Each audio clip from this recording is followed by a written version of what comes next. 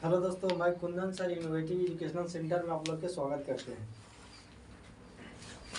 हम लोग आधुनिक आवर्त सारणी को पढ़ेंगे, ठीक है। जैसे कि आप लोग देख रहे होंगे कि मॉडर्न पीरियोडिक टेबल, इसको आधुनिक आवर्त सारणी कहते हैं, ठीक है। इसमें कुल ज्ञात तत्व अभी 118 है।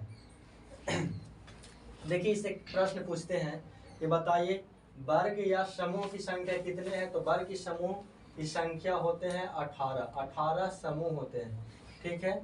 इसके बाद में कहेगा कि आवर्त की संख्या कितने होते हैं। तो आवर्त की संख्या होते हैं 7। इसमें टोटल कुल कितने तत्व होता है। 118 तत्व होता है। तो 118 तत्व होता है। इससे क्वेश्चन पहला पूछता है कि बताइए पहला समूह के तत्व को क्या कहते हैं। तो पहला जो समूह होता है उसको कहते हैं क्षारीय धातु। क्या कहते हैं।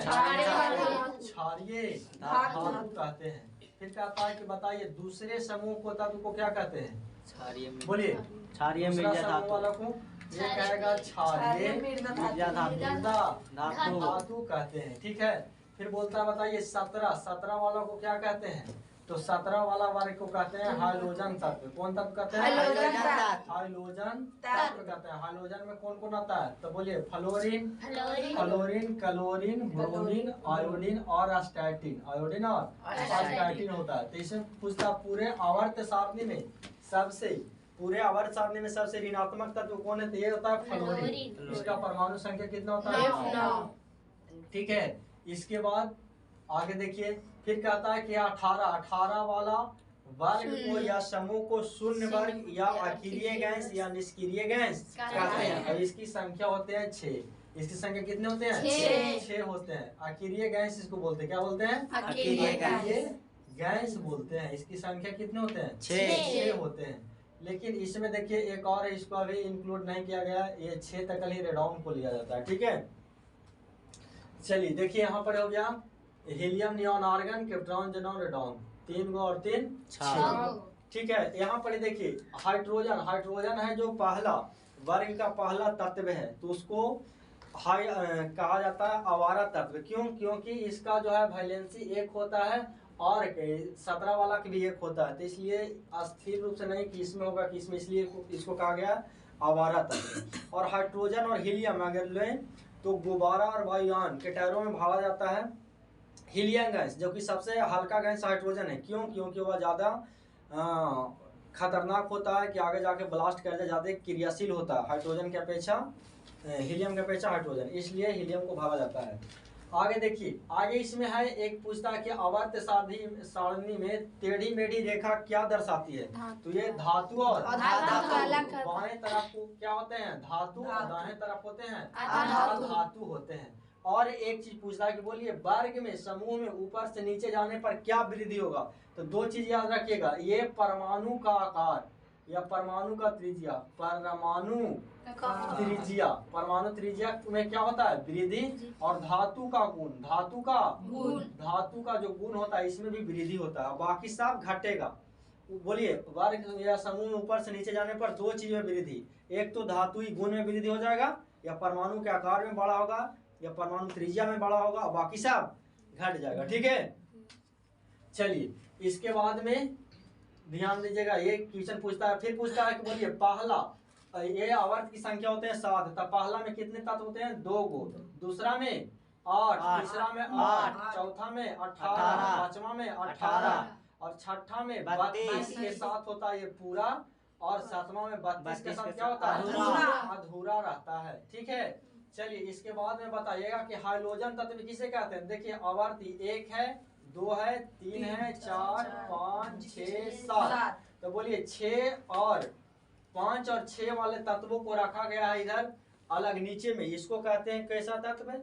इसको लैंथेनॉइड कहते हैं 6 वाला को, और 7 वाला को कहते हैं, सॉरी यहाँ पर 6 और 7 वाला को, 6 वाला को लैंथेनॉइड और 7 वाला को एक्टिनॉइड तत्व कहा जाता है। देखिए आधुनिक आवर्त सारणी का खोज किया था हेनरिक मॉन्सले ने किया था। और हेनरिक मॉन्सले ने कैसे किया था। तब परमाणु संख्या के बढ़ते क्रम में दर्शाया था। तब पूछे कि परमाणु संख्या के खोज कौन किया या आधुनिक आवर्त सारणी का खोज कौन किया। तो हेनरिक मॉन्सले ने किया था, ठीक है। अब इससे पूछता है कि बताइए 118 तत्व है तो प्राकृतिक में कितना तत्व पाया जाता है और कृत्रिम रूप से कितने तत्व बनाए गए हैं। तो देखिए प्राकृतिक में बनाया गया है 94 गो और कृत्रिम तो 118 में से जाएगा तो ये बच जाएगा 4, यहाँ 24 गो। 24 तत्व क्या है कृत्रिम और प्रकृति कितने हैं 54। कितने तत्व हैं 54 तत्व हैं। ठीक है, इसके बाद में और इससे क्या चीज 94 ये है 94 वो कृत्रिम। अगर जो कहे कि 118 में उप धातु की संख्या कितने हैं, धातु उप धातु, तत्व को कितने भाग में बांटा गया धातु और धातु। तो देखिए धातु के संख्या हो जाते हैं 93 को। 93 को क्या होता है धातु और अधातु कहें और उप धातु, तो उप धातु की संख्या 7। तो 93 और 7 100 माने 18 को क्या हो गया अधातु, 7 को उप धातु और 93 को धातु होता है। ठीक है, फिर देखिए इसमें पूछा जाता है कि बताइए वर्ग की संख्या आवर्त की संख्या क्या होता है। ठीक है, जैसे देखिए यहाँ पर ही हम बात करें तो सोडियम की बात करें, किसका सोडियम। तो सोडियम का परमाणु संख्या कितना होता है 11। कितना होता है 11। तो इसका इलेक्ट्रॉनिक विन्यास करेंगे तो 2 8 1 होगा, 2 8 1। तो इसका इलेक्ट्रॉनिक विन्यास करेंगे तो ये हो गया। कक्षा की संख्या होता है KLM। तो कक्षा की संख्या बराबर बताता आवर्त की संख्या। तो आवर्त कै गो है 1 2 3। तो कहेंगे ये सोडियम कैमा आवर्त में है तीसरा में, और कहेंगे कैमा वर्ग में। तो 72 कक्षा में उपस्थित इलेक्ट्रॉन को कहते हैं क्या संयोजी इलेक्ट्रॉन। तो संयोजी इलेक्ट्रॉन कितना हो जाएगा बोलिए 1।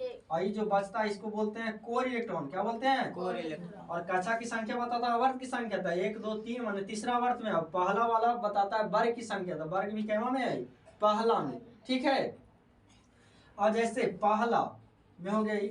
आप देखिए जैसे लेते हैं क्लोरीन। क्लोरीन का परमाणु संख्या 17 होता है, तो इसको लिखेंगे 2 8 7।